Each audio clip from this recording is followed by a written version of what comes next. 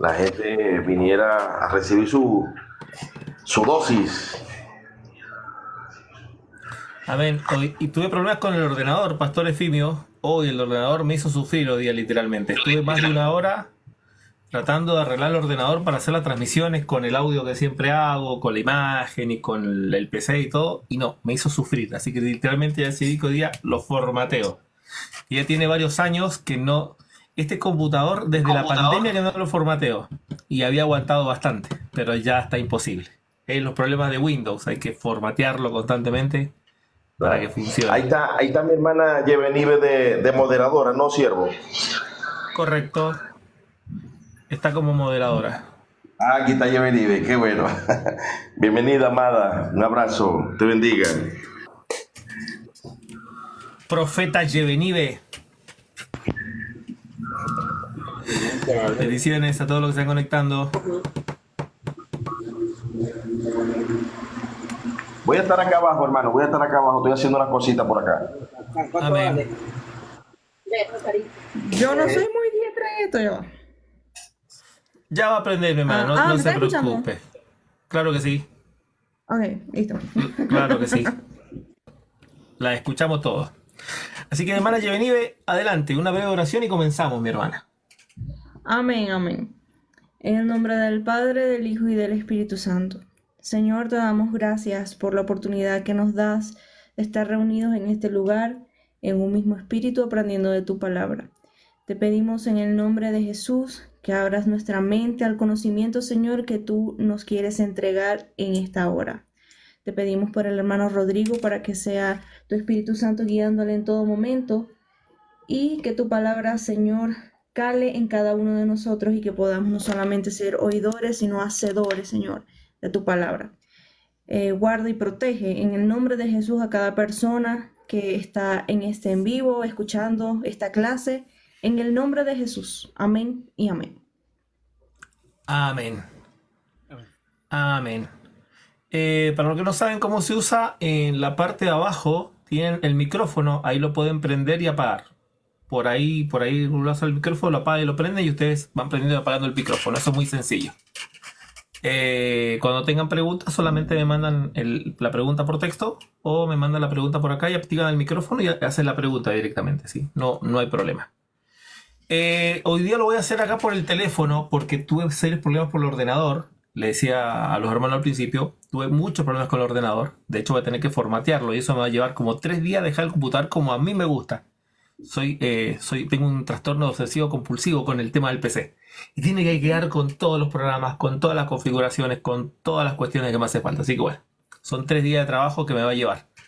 Así que voy a pasar un tiempo en el computador y me amanezco con esto, así que se lo voy advirtiendo.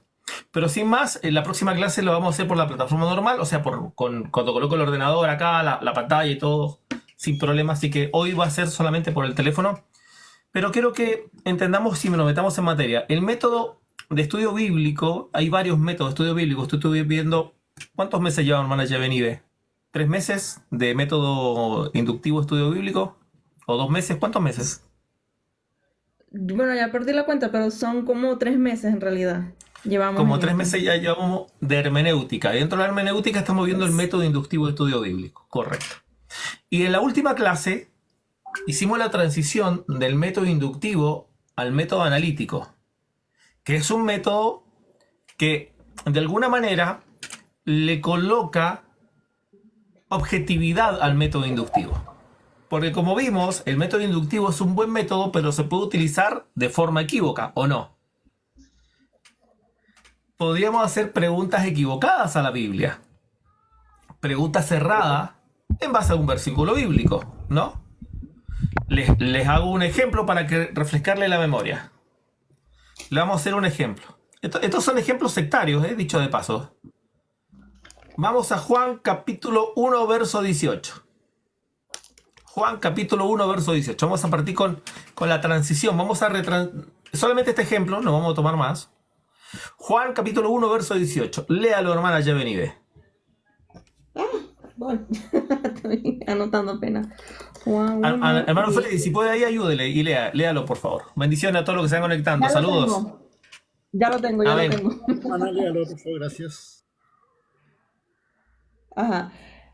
A Dios nadie le vio jamás. El unigénito Hijo que está en el seno del Padre, Él le ha dado a conocer. bien. Según el versículo bíblico, ¿alguien ha visto a Dios? Solo el unigénito Hijo. Bien. Consulta, ¿Jesucristo fue visto? Sí. Entonces, según el versículo, ¿Jesucristo puede ser Dios?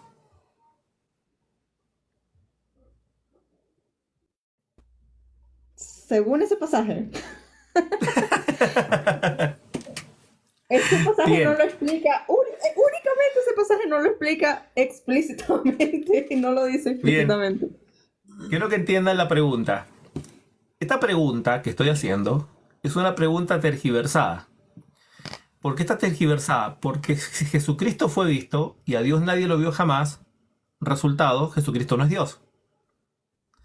El problema Ok. es que estoy utilizando el método inductivo sobre una porción del pasaje, olvidando qué cosa, el macrocontexto de la Biblia. Y este tipo de pregunta, el método inductivo es bueno si se usa válidamente sobre texto y se hacen preguntas válidas. Porque existen preguntas válidas y preguntas inválidas. Entonces, ¿qué le pone de alguna manera, aterriza el método inductivo, que es el método se le pregunta a un pasaje? El método analítico. Preguntamos. ¿Cuántas preguntas podemos hacerle al pasaje que es parte del método inductivo para empezar análisis? Primero, ¿está diciendo Jesucristo que Él no es Dios? Respuesta sería sí o no. No. No, no está. Cristo no está informando que Él no sea Dios. Segundo, Cristo, en este proceso, Él es el verbo encarnado. O sea, es el verbo hecho carne. Eso tiene un montón de implicaciones. Entonces, lo que nosotros vemos que el método inductivo necesita de soporte, que es el método analítico. Y el método analítico lo que hace es, bueno, como siempre digo, ayuda a usar el cerebro para ver si la pregunta que se está haciendo es válida o inválida. Y hay muchas preguntas que te pueden agarrar en frío. Hay varias preguntas que te pueden hacer que te agarran en frío, que no sabes cómo responder. O sea, no sabes porque nunca has visto un planteamiento. Entonces decimos, bueno, utilicemos el método analítico y hagámosles preguntas que nos ayuden a entender. Contexto. ¿En qué contexto de este pasaje, en un macrocontexto, ¿no es cierto? ¿En qué macrocontexto de este evento está ocurriendo? Primero, en el periodo de la gracia, significa en el periodo donde Dios viene a rescatar. Segundo, donde tenemos el verbo hecho carne, o sea, el verbo que se ha hecho hombre, se ha encarnado. Tercero, tenemos en un periodo particular donde Dios ha nacido por una mujer y se ha hecho hombre. Eso no ha ocurrido bajo ningún otro evento. Entonces hay una serie de eventos particulares que la pregunta no se puede ajustar de manera transversal, porque no nos olvidemos que si queremos saber a Dios transversalmente, lo vemos en el Antiguo Testamento. Porque en el Nuevo Testamento tenemos procesos, en el proceso de redención, que hay cuestiones particulares que se dan. Entonces el método analítico lo que nos ayuda a decir, bueno, primero, nos ayuda a ponerle un cepo o un pare a todas las preguntas sesgadas, a las preguntas que son tergiversadas, como la pregunta que acabo de hacer. Porque como dice, regla clave para lo que es comprensión bíblica general. Punto número 1. La suma de su palabra es verdad. Que significa, no se pueden hacer premisas de un versículo, sino que se deben evaluar como posibilidades a refutar. Por ejemplo, si nosotros decimos que el verso 18, vamos a tomar la premisa, vamos a suponer que la premisa va a ser analizada. ¿Qué hacemos? Bueno, a Dios nadie lo vio jamás, Jesucristo fue visto, aparentemente podríamos decir Jesucristo no es Dios. Veamos el resto de la escritura para ver si esa premisa es verdadera. Y ahí empieza el método analítico a bombardear esa premisa. O sea, presentamos la premisa. Premisa, Jesucristo no es Dios. Ni verdadera ni falsa. Es una premisa, una afirmación. Nosotros vamos a utilizar el resto del contexto bíblico para ver si esa premisa es verdadera o falsa. ¿Se entiende? ¿Y qué utilizamos? El método analítico. Vamos a analizar el contexto general de la Biblia para ver si esa premisa es falsa. Entonces, Hermana Yevenibe, anote premisa de esta clase. Juan 1:18. A Dios nadie lo vio jamás. Jesucristo fue visto. Conclusión, Jesucristo no es Dios. Pregunta. ¿Esta premisa es sostenida por el resto del contexto bíblico? Esa es la pregunta. ¿Esta premisa, Jesucristo no es Dios, es sostenida por el resto del contexto bíblico? Obviamente el proceso es más largo, pero vamos a irnos a la resolución. Para eso, hermano Freddy, lea Zacarías capítulo 12, verso 10, por favor. Zacarías capítulo 12, verso 10. 12:10. Correcto, porque estamos viendo la premisa y dicho de paso, quienes no saben de apología, este texto es utilizado de esta manera que lo estamos haciendo por los testigos de Jehová y por todos los que son de cortes arrianos, neoarrianos o cuestiones parecidas. Adelante.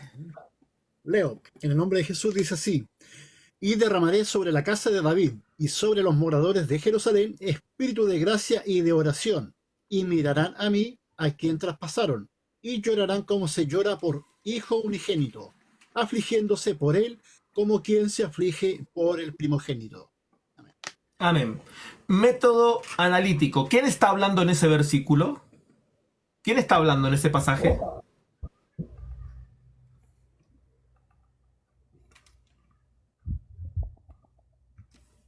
¿Quién? Dios. Muy bien, hermana Magali. Bien, Dios está hablando. ¿Cómo sabemos que es Dios?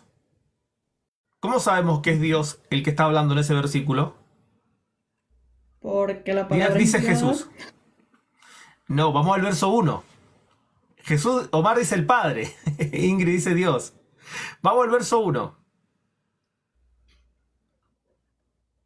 Zacarías 12:1. Léalo, hermana Yevenibe. Profecía de la palabra de Jehová acerca de Israel. Jehová, que extiende los cielos y funda la tierra y forma el espíritu del hombre dentro de él, ha dicho. No sé, el verso 1. Verso 2. Lea el verso 2 ahora. He aquí yo pongo a Jerusalén por copa que habrá Yo. hará temblar ¿Quién es a yo? todos los pueblos. ¿Quién es yo en el versículo, hermana Yevenibe? Jehová, Dios. Jehová. Está hablando. Esto en una versión como la de Jerusalén, acá no dice profecía de la palabra Jehová. Esta frase se interpreta como oráculo de Jehová, oráculo de Yahvé. ¿Qué significa? Es donde el profeta, está la presencia de Dios, el Espíritu de Dios sobre el profeta, y el profeta habla de parte de Dios, en primera persona. ¿Se entiende? Esto sería, ni siquiera el Señor dice, ni siquiera esto es el Señor me dice, ni el Señor dice, es algo más. Sino que el profeta habla como Jehová. Por ejemplo, voy a yo hacer como si fuese Zacarías, dice, he aquí, yo pongo a Jerusalén por copa que hará temblar a todos los pueblos. Ese yo no es Zacarías. Es Jehová hablando en primera persona por labios del profeta. Por esto se le llama oráculo. La primera persona se sostiene hasta el verso 9. Verso 9 lo leemos. Y dice, en aquel día yo procuraré destruir a todas las naciones que vienen contra Jerusalén. Se mantiene la primera persona. O sea, el oráculo está constante. En el verso 10, el oráculo dice, me mirarán a mí a quien traspasaron. ¿Quién está hablando y de quién se está refiriendo? Bueno, está hablando Dios por medio del profeta en primera persona y está diciendo que él haría temblar y él sería traspasado. Entonces, en base a este versículo, hermano Didax, hermano Efimio, hermano Freddy, hermano Marcelo y hermana Yevenibe, y los que están por ahí en línea en el chat, según el pasaje, ¿Jehová tenía que ser traspasado? ¿Sí o no? Yes, sí. ¿Jehová fue traspasado? ¿Sí o no? Sí, sí, sí. Juan 19. Pregunta, esta es la preguntonta, ¿no? ¿Jehová es Dios? Obvio. ¿Jesucristo es Dios si es Jehová que fue traspasado? Así es. Amén. Bien. Lo que hemos hecho es refutar una falsa pregunta generada por el método inductivo. Como les dije en la clase pasada, el método inductivo es hermoso, pero es como un cuchillo. Un cuchillo es sano si lo utiliza alguien sabio para cortar pan y dar pan al hambriento. Pero un cuchillo puede ser un instrumento de asalto o de asesinato en la mano de un delincuente o de un ladrón. Obviamente, el cuchillo no es ni bueno ni malo. La palabra de Dios también. Pero el método inductivo no es ni bueno ni malo. Va a depender de quién lo use. Por ejemplo, la pregunta que se planteaba en Juan capítulo 1, verso 18, utilizada particularmente en el mundo de los testigos de Jehová, arrianos, y utilizan una pregunta, así, bueno, señores, Dios no, nadie lo ha visto jamás, Jesucristo lo vio todo el mundo, Jesucristo no es Dios. Falta pregunta. Porque las preguntas son válidas cuando son contrastadas por el macrocontexto de la Biblia. Y eso utilizamos el método analítico. ¿Quién está hablando? ¿De quién se está hablando? Analizamos el pasaje y hacemos estas preguntas. Jesucristo fue traspasado, Jehová dijo que sería traspasado, eso lo dijo en primera persona, y todos estos planteamientos ayudan a revisar un versículo. Pero eso es fácil nosotros cuando escuchamos la vereda de enfrente y decimos, bueno, obvio, están atacando a Jesucristo, obvio, están atacando la de Cristo. Pero vamos a cosas más livianas. Y cosas más livianas podrían pasarnos a nosotros, cosas que se han creído hace mucho tiempo, y hace mucho tiempo se creen que estas cosas que son verdad, ¿no? Vamos a leer a Jesucristo en Getsemaní. Jesucristo en Getsemaní, Mateo capítulo 26, verso 36 y pasaje paralelo, y dice el pasaje... Déjeme ver si está en Mateo o está en los paralelos. Creo que está en los paralelos, ¿eh?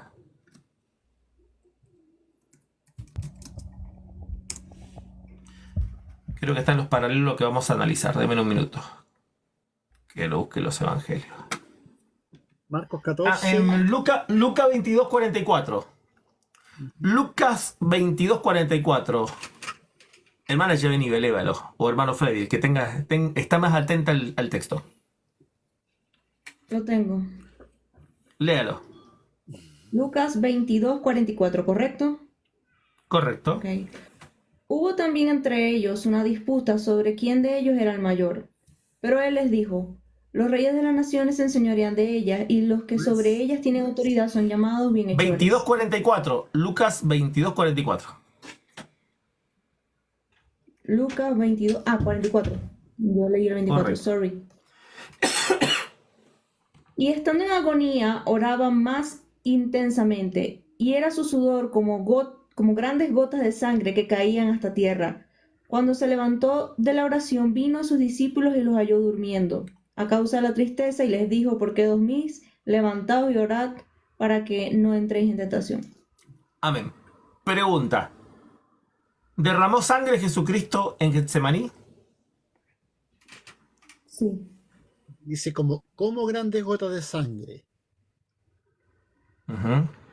Entonces, ¿es sí o no? Es como el tema de Omar la dice que paloma. sí, derramó sangre en Getsemaní. Ok. El manager Yo digo que Yevenibe sí. dice que no. Freddy dice que no, Yevenibe que sí. Omar dice que sí. Didax. Hidromatosis. Ah, interesante, ahí metió ciencia, esa palabra es científica. John Constantine dice que sí. Apóstol John, ¿qué hace allá abajo, Apóstol John? Usted tiene que estar acá arriba. No pudo subir. Él dijo que se iba a quedar ahí. Ok, no hay problema. Sudor de sangre. Bien. Hermana Yevenibe, si yo le dijese a usted, hermana Yevenibe, cuando se levanta usted resplandece como el sol, ¿le estoy diciendo que usted es el sol? No. Bien. Si Satanás anda como león rugiente, hay dos leones, Jesucristo y Satanás. No. Pero andar como no es ser un león. Y el texto dice que Jesucristo, estando en agonía, su sudor era como. Como el Espíritu Y ser Santo que como- desciende como paloma. Claro, no dice estaba transpirando sangre. No. Dice que su sudor eran como gotas de sangre. ¿Quién comprende esto? ¿Quién me explica? Dijo Eugenio Derbez en México. según el nuevo profeta. ¿Quién me explica? Es una comparación. Ok. ¿Y cómo son las gotas de sangre? ¿Quién ha visto gotas de sangre? ¿Qué diferencia? No es... Sí, es una comparación, correcto. Es un símil, pero ¿qué diferencia hay entre las gotas de sudor y las gotas de sangre? Salvador Jesús dice que son espesas. Interesante. Pero, ¿cómo es una gota de sangre? Pregunta, ¿quién ha visto gota de sangre? Algo como, Las gotas de sangre son gruesas y el sudor es grueso. Ok. ¿podrá ser que Hay algo algo... sea como río, como algo como más Rojo, no, no fluido? era rojo. ¿Algo como No. más fluido, profe? Bien, yo esto lo sé porque yo me crié en el campo. Y en el campo se carnean lechones, animales y se matan animales. Y para mí ver la sangre fue algo normal. Y algo lo que tiene diferencia el agua y la sangre es la densidad. ¿Sabe lo que es la densidad? El espesor, por decirlo así. Sí. El agua, uno corre el agua, la sangre corre un poquito más lento, producto de que es más densa el agua. El agua, al ser más densa, ocurre menos densa, el agua cae en gotitas pequeñas. Es difícil que se formen grandes gotas de agua. Pero, justamente, la sangre, al ser más densa, se forman goterones más grandes, dejan gotas más grandes. Esto tiene que ver que el sudor de Cristo era tan intenso que la forma de las gotas de sangre eran como gotas, o sea, la forma del sudor eran como gotas de sangre, muy densas, muy espesas y que hacían mayor el tamaño de las gotas. No es lo que recién el hermano Didac mencionó, repita la palabra, hermano Didac, que usted la mencionó recién, que se cree como una de las posibilidades. ¿Recuerda cuál fue? Repítala. No, tampoco su color, no tiene que ver con su color, sino con la forma.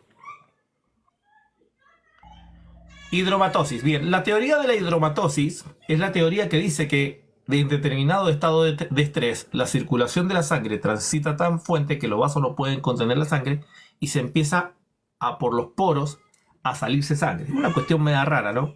Poco probable. No tiene que ver con eso, porque en ninguna parte Jesucristo salió chorreando sangre. Él dice que sigue siendo sudor. Su sudor era, no dice, y sangró.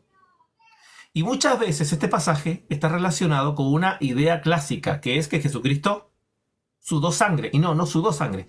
Su sudor era como. Y el tema como es una comparación a la sangre. Grandes gotas. El tamaño de las gotas eran gigantes, grandes, como el sudor, como las gotas de sangre. Que los que no han visto el tema, bueno, no se tienen que ver por ahí como un animal se carnea y ver cómo las gotas se hacen por su condensación, se hacen gotas más grandes y caen en mayor medida. Eso es lo que está diciendo. Esto lo escribe Lucas. Lucas no lo vio. Correcto, espesor y densidad, excelente. Lucas no lo vio. Lucas lo escuchó de alguien que lo vio. Por lo tanto, tiene que haber sido uno de los discípulos que estuvo con Jesucristo esa noche. Sin duda. Alguien hace. Mateo no lo vio porque Mateo no lo incorpora. Tiene que ser alguien cercano. Probablemente uno de los que o no se quedaron dormidos o alguien que vio Lucas, porque Lucas dice que se quedaron dormidos y están adorando, ¿no? Así que hubo alguien que lo vio, no se sabe quién es, pero acá tenemos esta información. Pero acá tenemos algo clásico. Y es con prestarle atención y preguntamos, Jesucristo sangró sangre, pero vamos a seguir con la idea.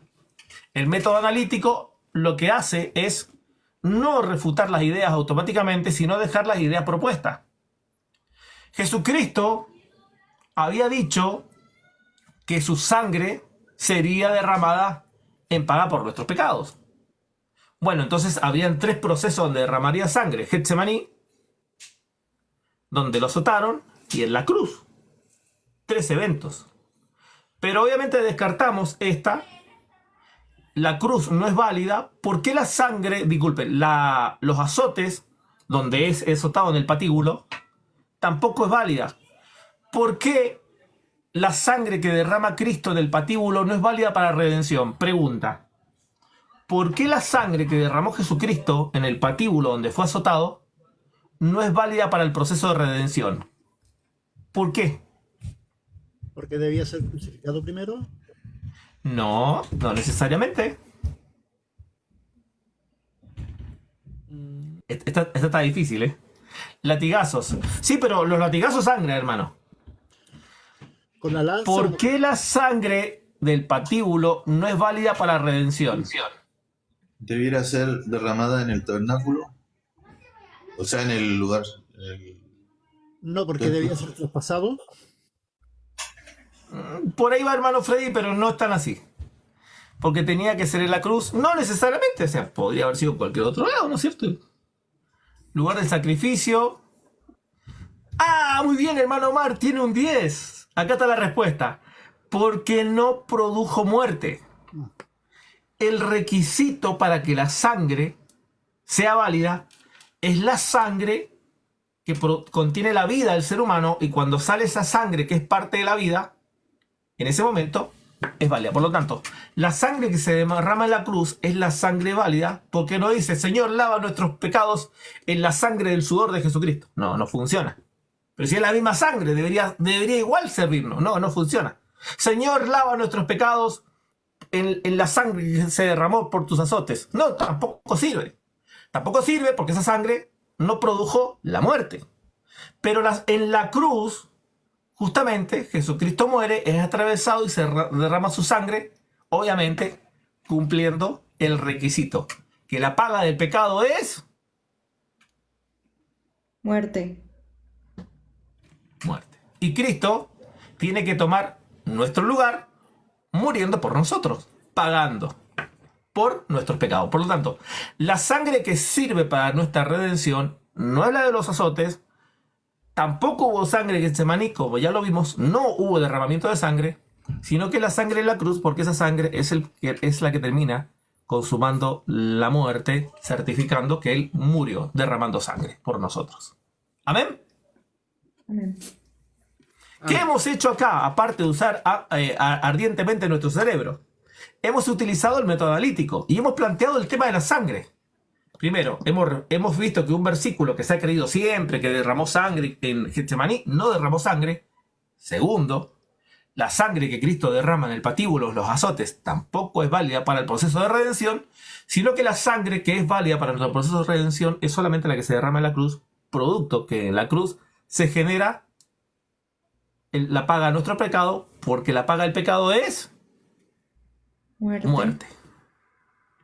Entonces, es interesante ver que el método analítico no solo se queda con lo que siempre se dijo, que Jesucristo sudó sangre en Getsemaní, sino que analiza otros planteamientos, ¿no es cierto?, de por qué la sangre... ¿Ustedes habían puesto a pensar alguna vez por qué la sangre del patíbulo y de los azotes no era válida para nuestra redención? ¿Pregunta? No, jamás. Nunca, jamás. correcto. Correcto. Pero podría ser una pregunta válida. Entonces, lo que hace el método analítico es ver los diferentes ángulos y buscar respuestas válidas. ¿Y cuál es la respuesta válida? ¿Y por qué todos los apóstoles? Veamos si esto es cierto. ¿Hay algún apóstol que mencione que la sangre de sus azotes es por la paga de nuestros pecados? No. Aunque ciertamente se menciona como el proceso, hay un proceso desde el arresto hasta la cruz, cuando le pusieron la corona, cuando lo escupieron, y todo esto podemos decir que es un proceso en la cruz, pero la consumación de todo ello es exclusivamente en la cruz. ¿Amén? Amén.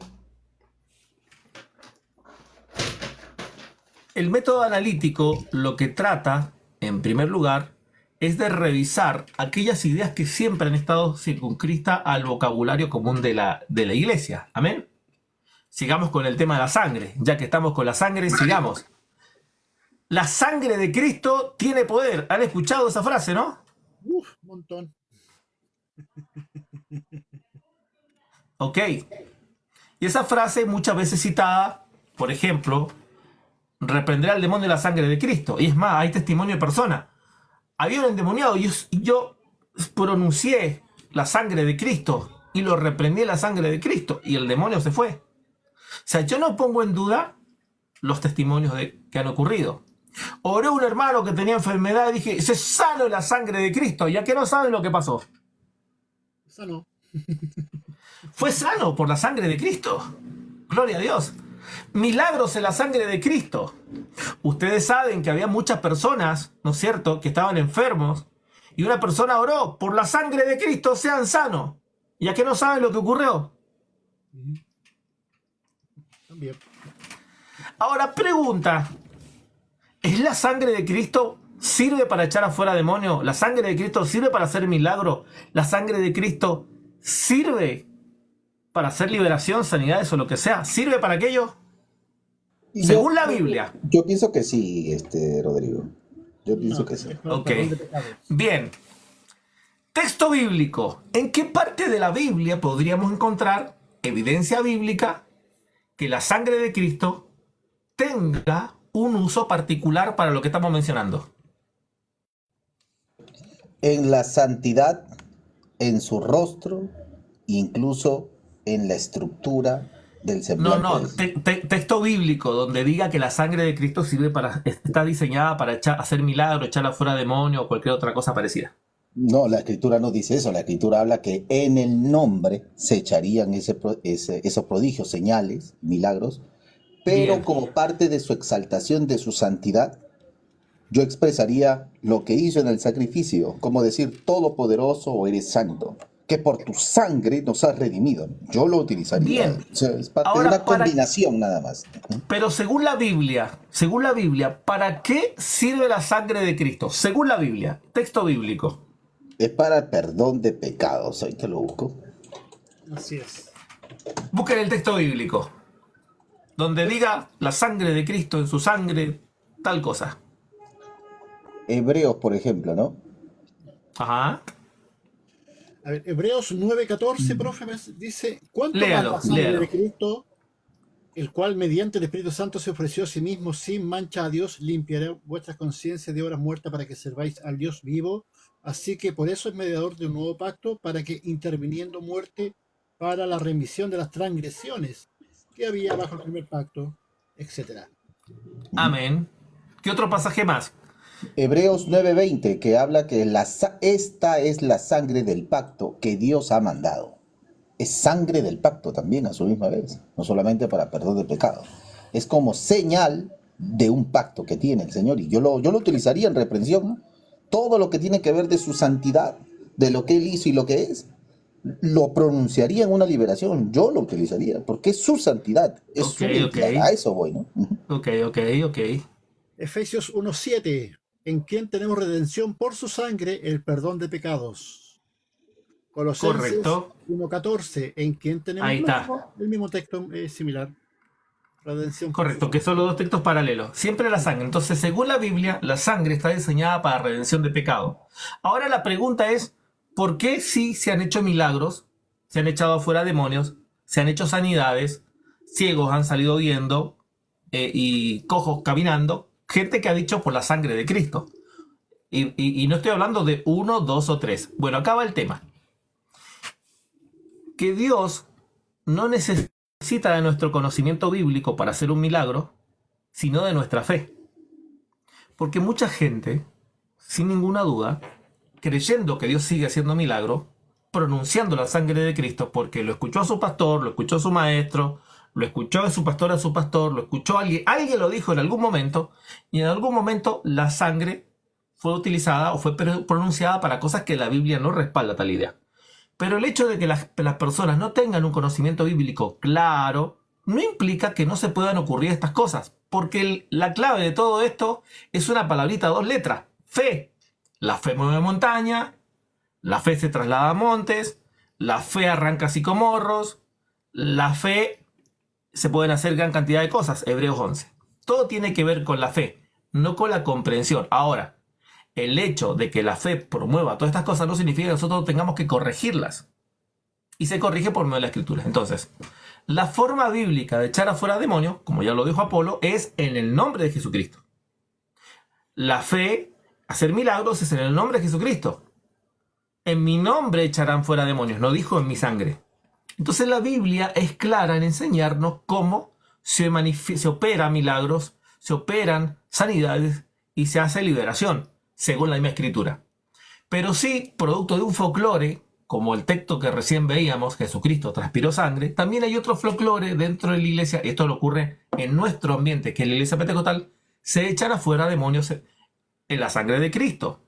Es más, yo he visto personas utilizando la Biblia y poniendo la Biblia encima del enfermo, poniendo la Biblia encima del endemoniado, y ellos creen que cuando la Biblia los toque ya quedarán libres. Y eso ocurre. Eso ocurre. Y por mencionar algunas cosas. Pero eso, la ignorancia no justifica que la gente se tenga que quedar en ignorancia. Nosotros venimos a la renovación del entendimiento por medio de la Escritura. Entonces, no, la sangre de Cristo no echa fuera demonios. La sangre de Cristo no ha echado nunca fuera demonios. La sangre de Cristo jamás ha echado fuera demonios, no ha hecho ningún milagro. Pero entonces estas personas que pronuncian la sangre de Cristo tiene que ver con la fe nada más. Vamos a un ejemplo donde la fe de las personas hizo milagros más allá de lo entendible. Pregunta, vamos a leer un texto. Vamos a leer un texto. Según el texto de Hechos, quiero que vayan al libro de Hechos, por favor, y lean Hechos 5:15. Hechos 5:15. Quiero que lean del Hechos 5:12 hasta el 16. Pero particularmente nos vamos a entrar en el 15. ¿Quién lo quiere leer? Adelante. Amén. Dice Hechos capítulo 5, verso 14 al 16. ¿O 15? Ok. Del 12 Ya, al Del 12 al 16. Del 12 al Del 12 al 16. 16. Por mano de los apóstoles se realizaban muchas señales y prodigios entre el pueblo, y estaban todos unánimes en el pórtico de Salomón. Pero ninguno de los demás se atrevía a juntarse con ellos. Sin embargo, el pueblo los tenía en gran estima. Y más creyentes en el Señor, multitud de hombres y de mujeres se añadían constantemente al número de ellos, a tal punto que aún sacaban los enfermos a las calles y los tendían en lechos y camillas, para que, al pasar Pedro, siquiera su sombra cayera sobre alguno de ellos. También la gente de las ciudades en los alrededores de Jerusalén acudía trayendo enfermos y atormentados por espíritus inmundos, y todos eran sanados. Amén. Amén. Pregunta. ¿De quién fue la idea de sacar los enfermos esperando que la sombra de Pedro pasase por ahí y sanase? ¿De quién fue la idea? De los creyentes, todos los que, es más, sus propios familiares decían, no, quizás sanen por la sombra de Pedro. Es increíble, la fe, como tú dices, movía. Correcto. Entonces, ¿fue una idea de los apóstoles? Yo creo que no. Yo creo No. que no. A ver, Pedro, bueno, mire, tengo mucho tiempo, tengo que ir de viaje, así que póngalo en fila, mi sombra va a pasar y lo va a sanar. No fue Pedro. Segundo, fue el Espíritu Santo que le dijo a ellos, hey, saca a los enfermos que va a pasar la sombra de Pedro y lo va a sanar. ¿Fue el Espíritu Santo que dijo eso? No, definitivamente, porque tan solamente era la fe de creer, aún escuchando la palabra de Dios que predicaban era suficiente. Eso sí es poder del Espíritu, ¿no? Amén. Entonces ellos hicieron un acto de fe, y en un acto de fe dijeron, bueno, dejemos el enfermo acá, que sabe, cuando pase la sombra de Pedro, Pedro pasa quedando por acá, y si le da la sombra van a ser sanos. Imagínense hasta el punto de la fe. Esto no lo respalda ningún texto bíblico. ¿Qué no respalda un texto bíblico? No está respaldado que diga que las sombras, las personas tienen la capacidad de echar afuera demonios, hacer sanidad o lo que sea, no. Pero sí la Biblia respalda que la fe de una persona, como por ejemplo, así como la mujer que tocó el manto, voy a tocar su manto y seguro que con eso me alcanza para ser sana. Y le alcanzó. Porque, ¿cuál es el patrón en común entre la mujer del manto y esto que esperan que la sombra los toque? La fe. Entonces, ¿por qué explico esto? Porque de igual manera, las personas creyendo que pronunciar la sangre de Cristo echan afuera un demonio y hacen un milagro. Estas personas que están acá no tienen un conocimiento bíblico, no saben que eso es así. Pero, por ejemplo, si algún día nos tocara a nosotros, estamos en plena reunión, y alguien me dice, hermano Rodrigo, ¿me puede dar un abrazo? Sí, y le abrazas. Y la persona pensando que el momento que yo la abrace va a ser sana, gloria a Dios. Esa es su fe. ¿Se entiende? Entonces después la hermana viene a conocimiento y se da cuenta que el hermano Rodrigo no tiene ningún poder, sino que fue ella misma, por la fe que ella tenía en Dios, se ejecuta el milagro. De esta misma manera, el tema de la mala praxis de la pronunciación de la sangre de Cristo para hacer milagros, para echar afuera demonios y un montón de cosas, realmente han ocurrido, pero hay un factor en común que es la fe. Siempre es la fe. Siempre. Rodrigo, ¿y Sí, tú qué pensarías si el pastor en la iglesia llega y te dice, Rodrigo, te traigo agua del manantial, del río Jordán, de donde se bautizó Jesús para que te perdone tu pecado y te sane del cáncer? ¿Tú qué dirías, Rodrigo? Primero que usted no es pastor porque nunca ha leído Biblia. Primero le diría que no es pastor porque nunca ha leído Biblia, ¿no? Si dice ser pastor, lo tendría que haberse dado una vuelta por la Biblia antes que sea pastor, ¿no? Así que no es pastor esa persona. En primer lugar, no es pastor. Alguien que es pastor conoce claramente la palabra de Dios. No, Pastor Rodrigo, a que dependan de algo físico para ver cómo puede interceder o materializar. Bueno, los que han caído en eso es la Iglesia de Jesucristo, la Iglesia Universal de Jesucristo. La Iglesia Universal de Jesucristo, la famosa palomita que es la Iglesia, esta Iglesia que cayó en el sincretismo, tienen la rosa de Sharon, el camino de la sal, el manto de la liberación y lo que se le ha ocurrido en el viaje, ¿no? No sé. Estoy desactualizado de las novedades de la Iglesia brasilera, de la Iglesia Universal de Jesucristo. Desconozco qué están haciendo en la actualidad, pero sí, eso es producto de confusiones, donde han mezclado rituales y costumbres de Brasil, brujería en estricto rigor, con la fe evangélica más ritos y cultura del catolicismo. A esta mezcla se le llama sincretismo. La Iglesia tiene una tendencia a caer en sincretismo, que tiene que ver con las culturas y filosofías personales y se crean nuevas religiones o nuevas ideologías, que no tiene que ver con la Biblia. Después tratan de justificar todo esto con la Biblia, ¿no? Siempre van a encontrar las justificaciones de que, bueno, acá hay un texto bíblico, este de acá, este de allá, y hacen un malabar exegético para tratar de dar una explicación que la Biblia nunca da. Entonces, punto número 1, para volvernos otra vez al tema.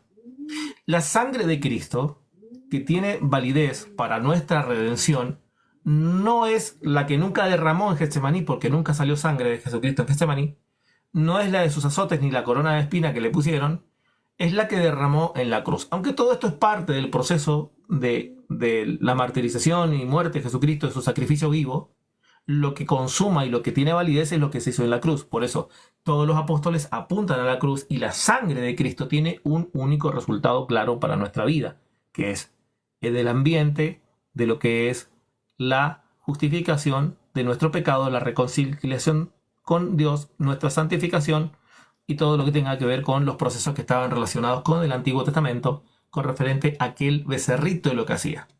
Así que eso es importante. ¿Qué hemos aprendido del método analítico? Como siempre digo, utilizamos el cerebro, decir, bueno, analicemos aquellas premisas antaños, aquellas ideas antaños, y pueden ser cosas de nuestra misma denominación, hermanos. Nuestra misma denominación puede hacer diferentes cosas o diferentes cuestiones folclóricas que no están directamente relacionadas a la Biblia.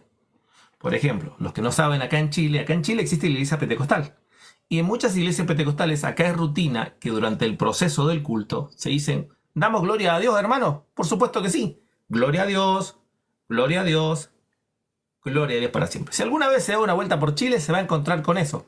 Esto es parte institucional del folclore evangélico chileno pentecostal, particularmente. Usted no lo va a encontrar en ninguna otra parte del mundo. Esto solamente ocurre acá en Chile. Hay una tradición y un porqué explicado eso. Usted dirá, pero ¿dónde la Biblia dice que hay que dar tres gloria a Dios? Y van a encontrar textos que usted lo va a escuchar. Pero en ninguna parte de la Biblia nosotros vamos a encontrar que en el Antiguo Testamento hay un momento particular donde constantemente daban tres gloria a Dios, ni en el Nuevo Testamento se enseña como una doctrina.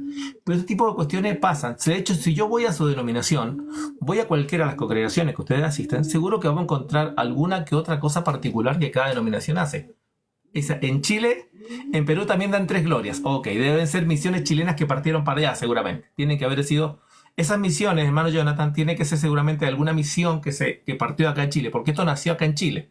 Hay una historia que está en el libro, lo pueden encontrar en la página teologiaavanzada.tk, que se llama El fuego y la nieve, si no me equivoco, o algo así, no recuerdo bien, que tiene que ver cómo se hace el avivamiento acá en Chile. Tema para otro momento. Lo voy a comprometer, Pastor Rodrigo. ¿Qué opina, justamente la pregunta del chat, de los que dicen, me cubro con la sangre de Otro los más. pies, de la cabeza hasta la punta de los pies? ¿Qué opina de, Ok. de esa afirmación? Yo no lo he hecho, pero lo que sí he dicho es glorificar, ¿no?, su nombre y por su sacrificio perfecto. Eso yo hago en la oración, pero... Claro, no por digo ejemplo, eso. mucha ¿Qué gente... opina? ¿Es Mucha gente lícito, dice... no es lícito y por qué? Bien. Mucha gente ha sentido opresiones de noche. O sea, estamos hablando de un visitante nocturno, una entidad espiritual, un demonio, un ataque literal como Pablo lo menciona en la segunda carta de Corintios, capítulo 12. Un enemigo de Satanás que me abofetea. Muchas veces nosotros podemos tener entidades espirituales que nos vienen a cosificar, a molestar o lo que sea. Lo que sea. O podemos ir a un lugar y sentimos presencia espiritual. Y hay gente que dice, sentí una presencia y me cubrí con la sangre de Cristo. Y no me pasó nada. Eso se fue, esa presencia. O me iban a asaltar y que, Señor, cúbreme con tu sangre. Y automáticamente, ¿qué pasó? No me asaltaron. Dios me protegió.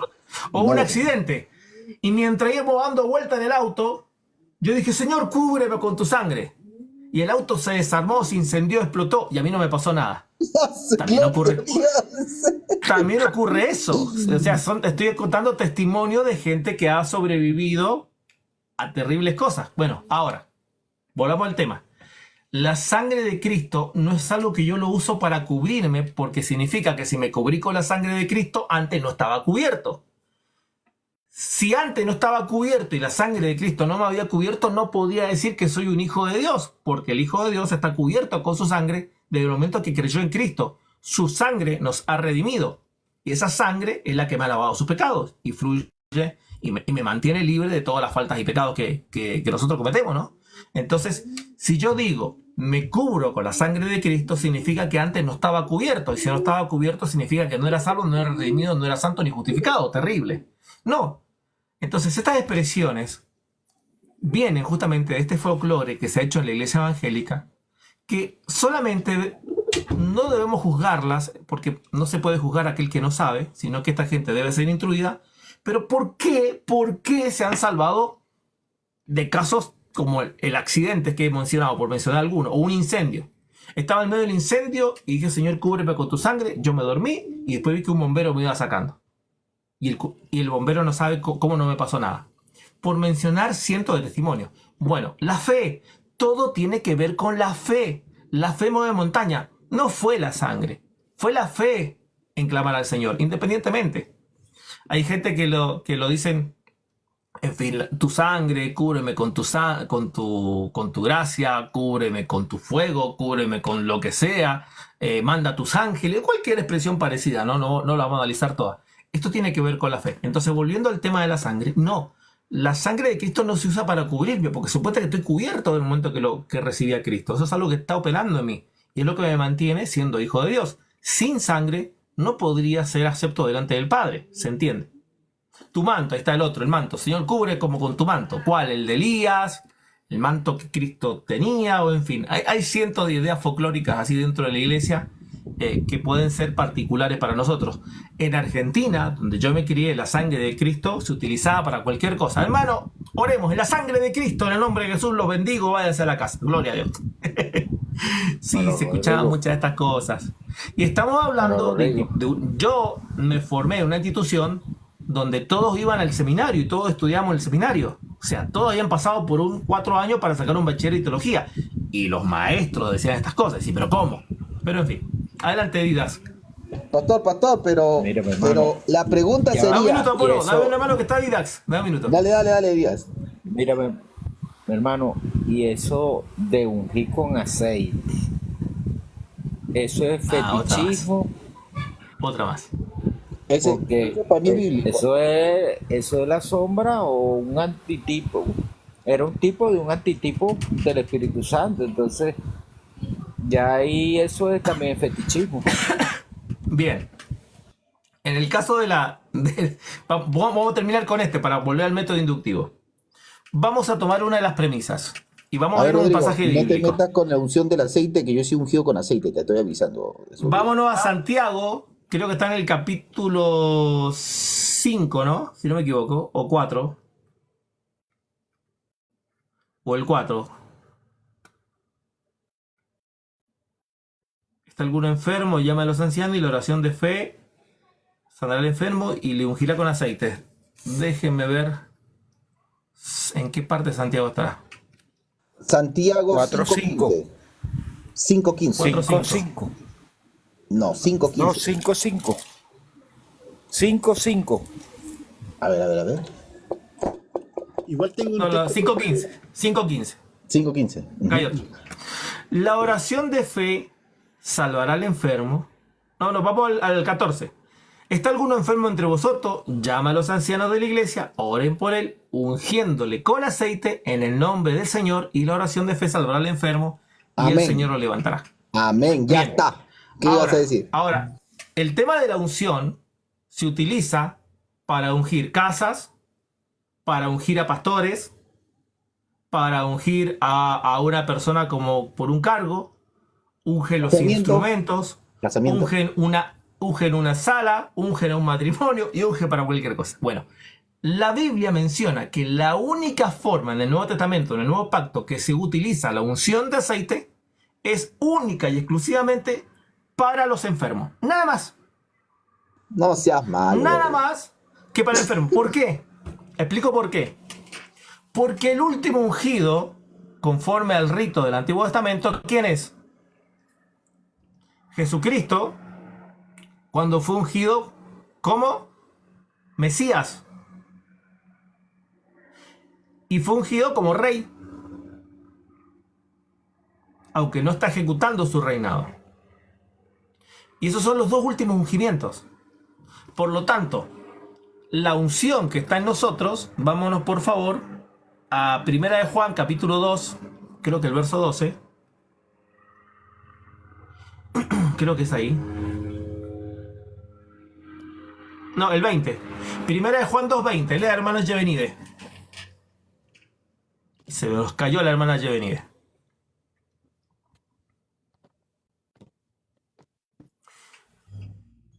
Deme un segundo.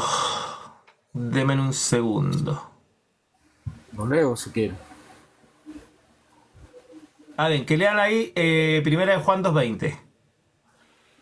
Dame un segundo, hermano Carlos. Dame un segundo. 2:20 dice: pero vosotros tenéis la unción del Santo y conocéis todas las cosas. Te puedo echar 20 litros de aceite fino traído de Argentina, de oliva extra virgen, y jamás va a alcanzar para la unción Un momento, que Rodrigo. ya tenemos. ¿Tú vas a freírme o tú vas a freírme Para un o tú vas a poco, para un ungirme? poco, Apolo. Para un poco. Según la Biblia, la unción que Cristo recibe en la profecía que él cita en Galilea, en la lectura del libro del profeta Isaías, él dice: por cuando me ha ungido el Señor, y esta unción que vino sobre Cristo, que es el Espíritu Santo, es la que está en nosotros. Por lo tanto, ya no hay unción de ministros, no hay unción de diáconos, no hay unción de casas, no hay unción de niños porque sí, no hay unción de casado. La única vez que la Biblia menciona una unción como un caso particular, y lo hace Santiago, es el caso del enfermo. La unción de aceite del enfermo. Esta no es práctica del Antiguo Testamento. En el Antiguo Testamento no había un proceso de ungir a un enfermo. Solamente se ungía el sacerdote y el rey. Y paremos de contar. Los instrumentos y los productos que estaban adentro y nada más. Pero la última unción que viene para personas es la de Cristo y es la que está sobre nosotros. Y después tenemos la unción de enfermos, pero podemos tener un buen aceite, pero ese aceite por sí solo no va a sanar, porque lo que opera ahí es la misma palabra que venimos hablando, fe.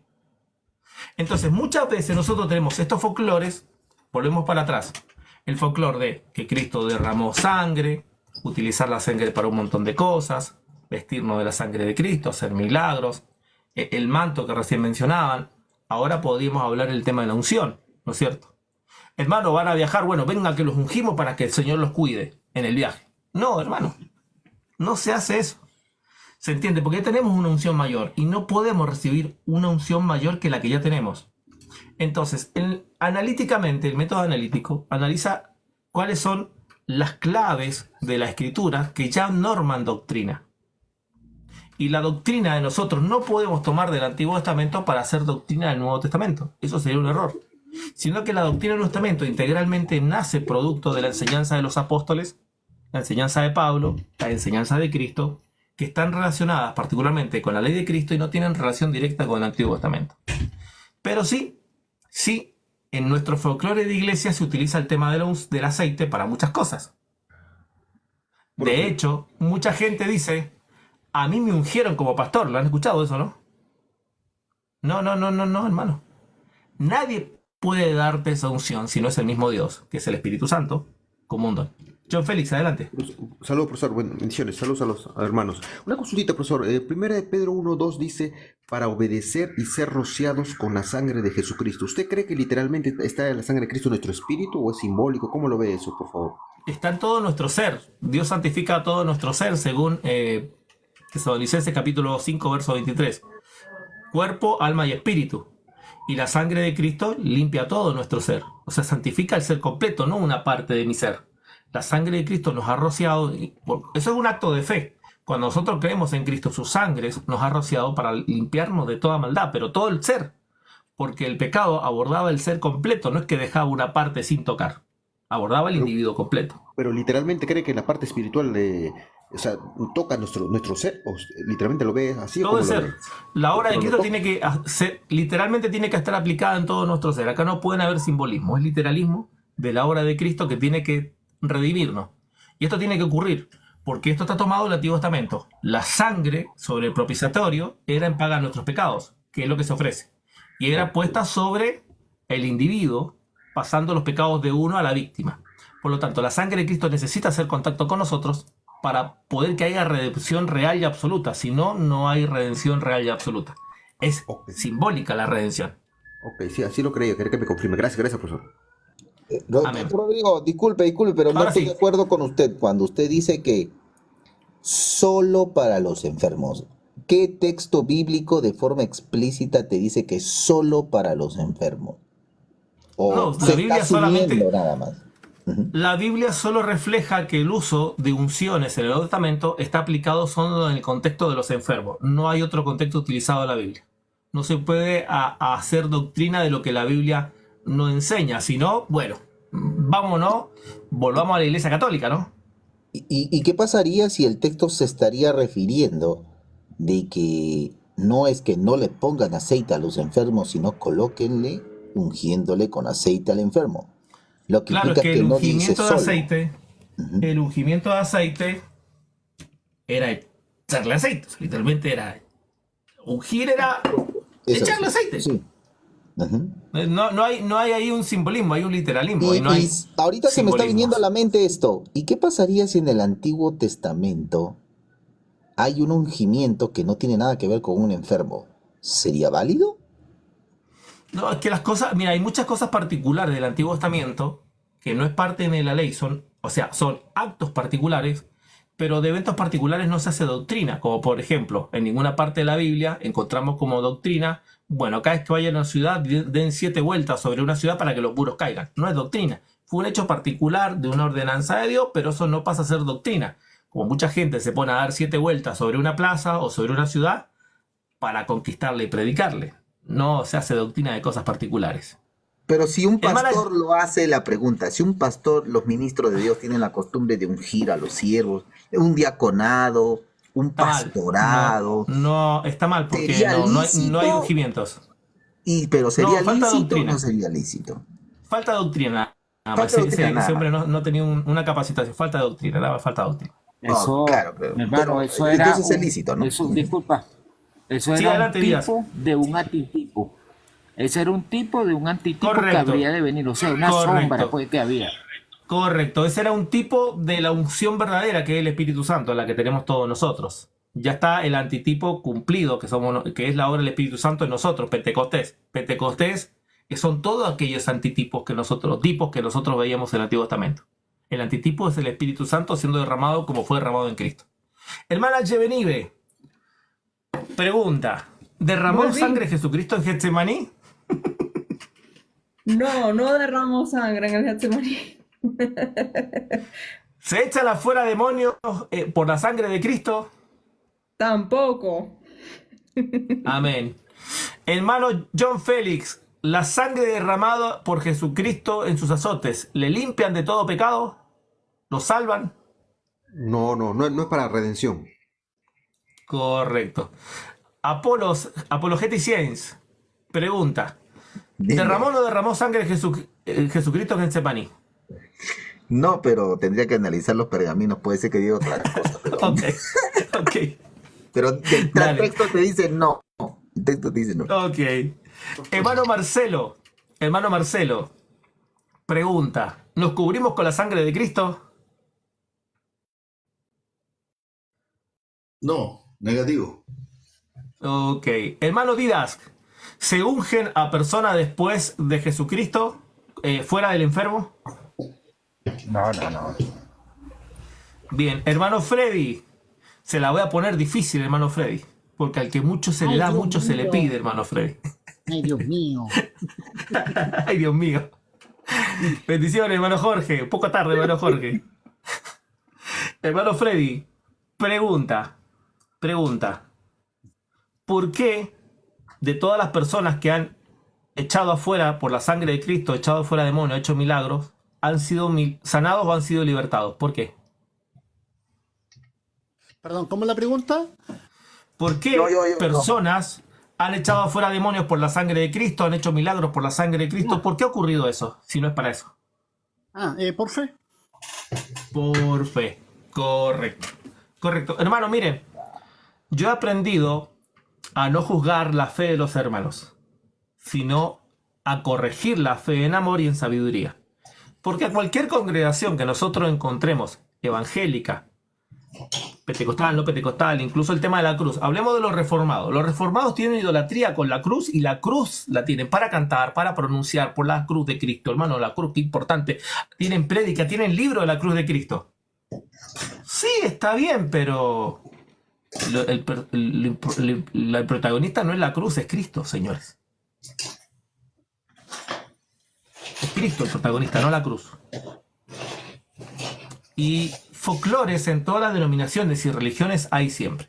Lo importante es analizar lo que la Biblia dice, ver todo el contexto, hacerle preguntas y ver, hermanos, que nosotros podemos tener algún folclore. En cualquier denominación, yo participo con varias denominaciones como miembro activo y como ministro y maestro, y todas tienen su folclore. Y yo voy a la iglesia donde dicen gloria a Dios, y yo lo hago con amor, para mí no hay un problema. Rodrigo, Y si voy a otra iglesia donde se aplaude, bien, yo aplaudo, no es un problema. Y si hay iglesia donde tocar música no se hace con instrumento, bien, para mí no es un problema. Porque cada uno tiene un conocimiento de la Biblia que es distinto al otro. Y si en algún lugar van a una iglesia y, qué sé yo, ungen a los pastores con aceite, le echan 2 litros de aceite, o hacen sanidad con aceite y salen, hermano, tirando aceite para que sean sanos, y si alguien se sana, bien, pero ya habrá momentos nos sentaremos y corregiremos doctrina. No puedo decirle, hermano, ¿qué está haciendo? Bájese de ahí, hermano, no se eche aceite, saquen ese, hermano. No voy a hacer este escándalo. Claro, con cosas así no, pero con otras cuestiones sí pudiese yo hacer un escándalo en una congregación que se diga algo aberrante, ¿no? Pero en fin. Estoy revisando La unción del chipote chillón. No sabe. el único texto que aparece, Lucas 22:44, es en el códice sinaítico. Y de ahí las variantes. Pero ¿sabes qué dice? Ahí te lo leo, ¿ya? Y estando en agonía, oraba cada vez más y su sudor se volvía como coágulos de sangre que descendían al suelo. Entonces, Claro, está como la construcción como no hay mucha vuelta que darle, independientemente cómo se traduzca. y si la traducción sería que se transformó en sangre esa agua, que salía de su... Claro, ya sería una construcción gramatical más como las bodas de Canaán. Ajá, eso, Ok, eso. ahí tendríamos. Sí, está interesante eso. Habría que ver entonces algún comentario patrístico para que nos ayude. Puede hacer que ellos No, quizás no, hablen no. algo, ¿ah? Los padres de la iglesia no tenían Biblia en mano. Hablaban, no todos los textos lo tenían en mano, No no. Es todos, no difícil eso. todos, pero tenían un conocimiento por lo menos de lo que hablaban, como un comentario por ahí de un apóstol, de un discípulo por ahí, porque el tiempo de Amén. los primeros siglos estaban, pero no se podía, pues no se podía. Pucha, que, Amén. te Miren, veían yo les con voy a contar Biblia, te algo. veían con pergamino, te mataban, así de simple, te mataban. Miren, yo le voy a contar algo. En la iglesia del Evangelio Cuadrangular en Argentina, la sangre de Cristo era muy usada para muchas cosas y hasta el día de hoy es usada para muchas cosas. La Cuadrangular, iglesia que se jacta de tener una buena formación teológica, entre comillas. En la denominación que participaba la pastora Carmen Sosa, que era pastor y profeta, la sangre era eso. Y un día a mí me enviaron en esos talleres, yo era el que exponía en una jornada de fin de semana varios talleres. Y cuando mencioné este taller, los ojos de la pastora eran así de grandes. Los ojos de los hermanos, los líderes, los ancianos así de grandes. ¡Ah! Qué escandalizado que el hermano Rodrigo diga que no se puede hacer milagros por la sangre de Cristo. Se escandalizaron todos, pero fue un momento particular. Y solamente usé la Biblia y les corregí. Y le dije, hermano, yo sé que ustedes lo hacen así, pero ustedes tienen dos opciones. Seguir haciendo como ustedes piensan o hacerle caso a la Biblia. Duro. Pero así es la palabra de Dios. Como dijeron los apóstoles, Señor, dura esta tu palabra. ¿Quién podrá soportarla? Bueno, ellos siguieron adelante a pesar de lo duro que parezca. Corregir un tema doctrinal de años, décadas, incluso cientos de años, puede ser algo terrible. Pero bueno, si hay Biblia para sostener lo que nosotros firmamos, gloria a Dios, vamos para adelante.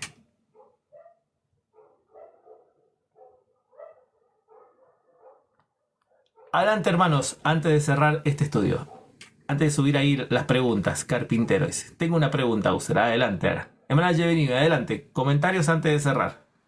Duda, pregunta y consulta. Uno pequeño, San Agustín, ¿sabes qué dice? De arriba para abajo, de arriba para abajo. Ya. Llevenine, dale. Gracias, hermano. Bueno, creo que esta clase es muy ilustrativa en el sentido de que yo sí había captado esas cosas, como que el uso, como usted lo dice, el término folclore, de folclores al momento de hacer todas nuestras dinámicas en iglesia, y sí notaba que había como que una carencia de eso en la palabra de Dios, es decir, que no había un ejemplo claro de que una persona hiciera todas esas cosas. Entonces sí es importante conocer y entender cómo usar estos métodos para uno comprender de esa forma, es decir, filtrar todo lo que uno ve por la palabra de Dios y no al contrario. Amén.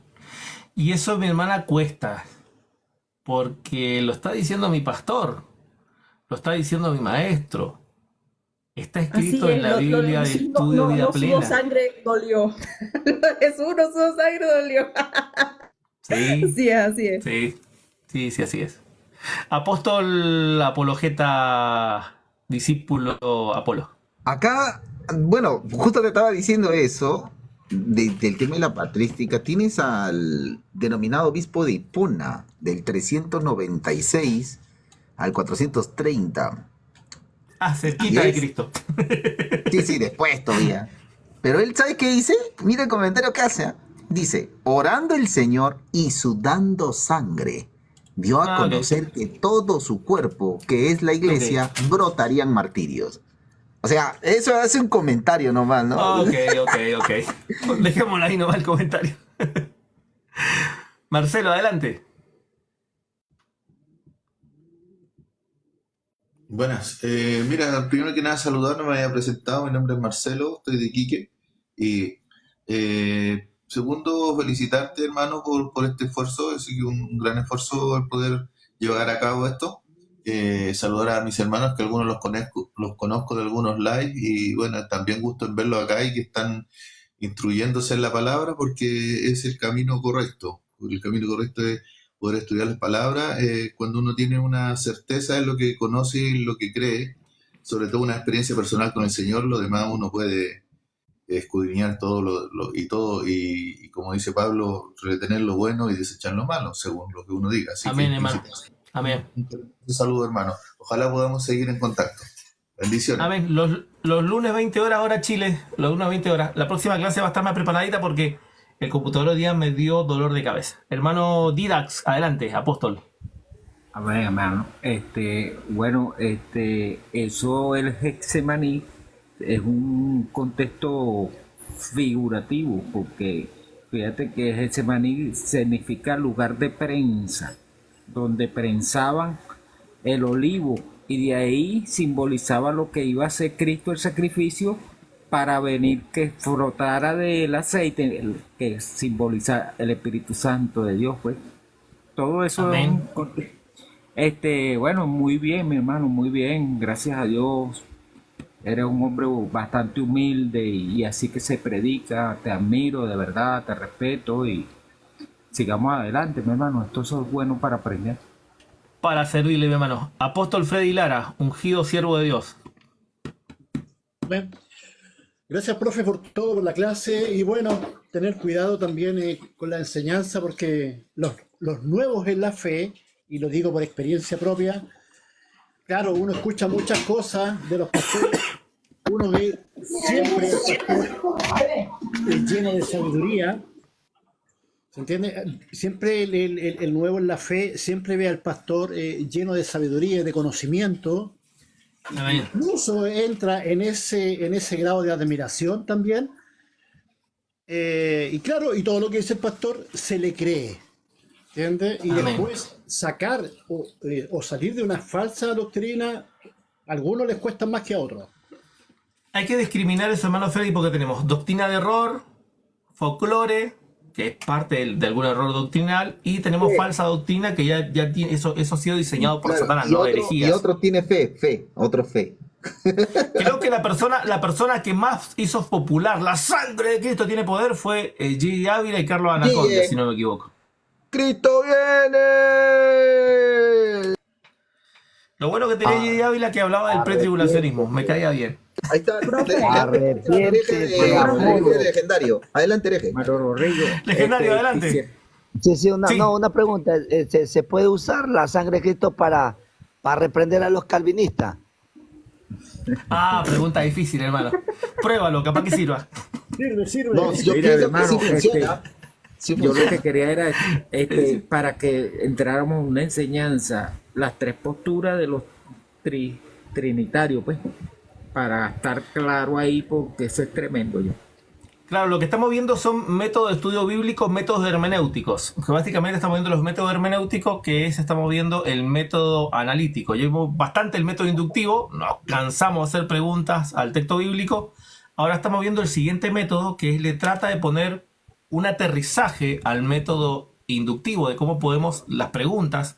Y ya hicimos una pregunta al principio de clase, que era una pregunta sesgada, una pregunta de error, que era la pregunta Juan 1.18. Así que vamos a empezar siempre con una pregunta de sesgo, que es parte del método inductivo. Vamos a ver cómo el método analítico aterriza y ayuda a corregir, ¿no? Claro No, que... pero sugiero es para que nos dé una luz, porque esto va a ser positivo luego, y bueno, viene bien buena esa enseñanza de esa manera, pues. Ok, mis hermanos. Como anillo al dedo. Otra pregunta más seria. Escuchen, Sí. esta pregunta sí es teología avanzada de la última dimensión. Escucha. A ver, hermano. Dale. A ver, No sé de qué pregunta me estoy riendo, no sé por qué. ya, mire, con respecto a la sangre de Cristo, cuando Él tenía que derramar toda su sangre, o sea, literalmente Él no podía dejar de, ¿cómo se dice la palabra? Exhalar. ¿Tu pregunta es que Jesús derramó toda su sangre en la cruz? ¿Esa es tu pregunta? Claro, pero antes de morir, o sea, toda la sangre fue derramada y ahí expiró. no es al revés, no es que murió y todavía había sangre en él, porque literalmente hay una profecía de que literalmente toda su sangre tenía que ser derramada sobre la tierra. Esa es mi pregunta. Claro, bueno, esto es una, ¿cómo se llama? Una generalización, ¿no? O una, ¿cómo se llama esto que se hace en una hipérbole? Bueno, porque es imposible que la sangre de todo el cuerpo de una persona salga al exterior. Por ejemplo, la sangre está sujeta a leyes de gravedad. Y por más que una persona se haya sido atravesada como fue atravesado Cristo, es imposible que toda la sangre salga de un cuerpo por una gran cantidad de cosas. Lo que vale es la sangre que es la vida. O sea, cuando sale la sangre que le proporciona vida a Jesucristo, no olvidemos que Cristo entra lacerado a la cruz, Cristo entra herido a la cruz, y ese derramamiento de sangre hace que muera antes que el resto de los demás. Entonces, la sangre que cubrió esa cruz fue un producto de sus llagas y heridas que provocaron. Entonces, Cristo muere por desangramiento en la cruz. El atravesamiento no consuma su muerte. Él dijo, consumado es, antes de ser traspasado. El atravesamiento es solamente para el cumplimiento profético, Zacarías 12:10, que lo leímos. Pero justamente, la sangre que sale, que es la vida de Jesucristo, es la que nos redimió de su pecado. La otra sangre que salió, que brotó sangre y agua, es para el cumplimiento profético, que es otro tema. Y para otros conceptos bíblicos. No sé si se entiende. Profe. Adelante, Mayonía. Bueno, hay una persona que no desea poner su nombre. Ahí está. User no sé qué, lleva spameando el chat desde hace rato con una pregunta. Apocalipsis Por 3, otro verso lado, 8. el hermano Jorge. ¿Ah? Apocalipsis 3, verso 8. Sí, por otro lado, Ok. el hermano Jorge pregunta si la clase va a quedar grabada, y un hermano que se llama Patricio, que ya lo perdí, también quería subir, pero no pidió por ahí el acceso. Ok. Y la pregunta de Apocalipsis 3.8, yo conozco tus obras, aquí que he puesto delante de ti una puerta abierta, eso tiene que ver con otro tema que es el arrebatamiento. No es parte de esta clase, pero podríamos analizarla por el método inductivo de ese versículo en otra clase. Y Patricio, no sé qué pregunta quería hacer, si alguien más quería ver. Sí, Sangró al octavo no hizo día. la pregunta, pero preguntó que si podía subir. ¿La clase va a quedar grabada? Va a quedar grabada, yo después la bajo y la subo a YouTube. Ok. Nos pasa el Excelente. link. Amén. Hermana Giovanni, ¿me lo despide como nos recibió? Amén, amén. Vamos a orar.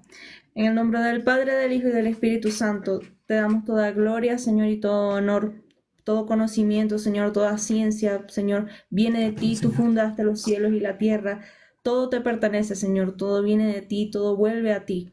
Por eso damos gloria a tu nombre, Señor, en esta hora, y te pedimos por cada una de las personas que estuvieron presentes en este lugar y que nos acompañaron en esta clase, Señor, para que tú, Padre, los puedas guardar, los puedas proteger, Señor, en el nombre poderoso de Cristo Jesús, y que podamos poner por obra tu palabra, Señor.